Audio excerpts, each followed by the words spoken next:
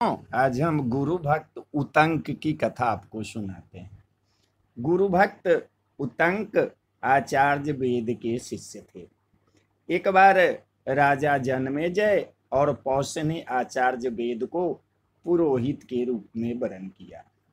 वेद कभी पुरोहितों के काम से बाहर जाते तो घर की देखरेख के लिए अपने शिष्य उतंक को नियुक्त कर जाते थे। एक बार आचार्य वेद ने बाहर से लौटकर अपने शिष्य उतंक के सदाचार पालन की बड़ी प्रशंसा सुनी।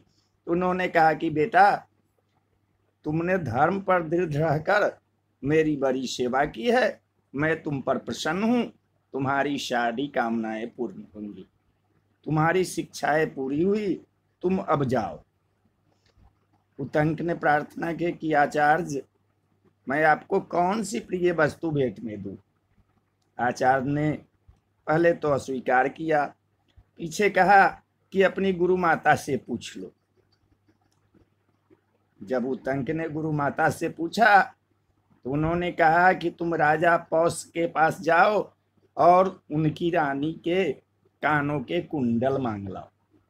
मैं आज के चौथे दिन उन्हें पहनकर ब्राह्मणों को भोजन परसना चाहती। उतंक बड़ी कठिनाई से राजा पौष के पास पहुंचे और शुद्ध हृदय हो उनकी आज्ञा ले अंतःपुर में प्रविष्ट हुए। रानी ने उतंक को सत्यपात्र समझकर अपने कुंडल दे दिए। साथ ही यह कहकर सावधान भी कर दिया कि नागराज तक्षक एक कुंडल चाहता है, कहीं तुम्हारी असावधानी से लाभ उठाकर वह ले न जाए। मार्ग में चलते समय उतंक ने देखा कि उसके पीछे पीछे एक नग्न छपनक चल रहा है। वह कभी प्रकट होता है और कभी छिप जाता है। एक बार उतंक ने कुंडल रखकर जल लेने की चेष्टा की। इतने में ही वह छपनक कुंडल लेकर अदृश्य हो गया। नागराज तक्षक ही उस वेश में आया था। उतंक ने इंद्र के वज्र की सहायता से नागलोक तक उसका पीछा किया। अंत में भयभीत होकर तक्षक ने उसे कुंडल दे दिए। उतंक ठीक समय पर अपनी गुरु माता के पास पहुंचा और उन्हें कुंडल देकर आशीर्वाद प्राप्त किया। ऐसे आदर्श गुरु भक्त शिष्य थे उतंक। और सौवीर नगर में एक सुंदर बगीचा था। उसमें एक बड़ा भव्य एवं विशाल विष्णु भगवान का मंदिर था। महात्मा उतंक उसी बगीचे में रहकर मंदिर में भगवान विष्णु की पूजा किया करते थे।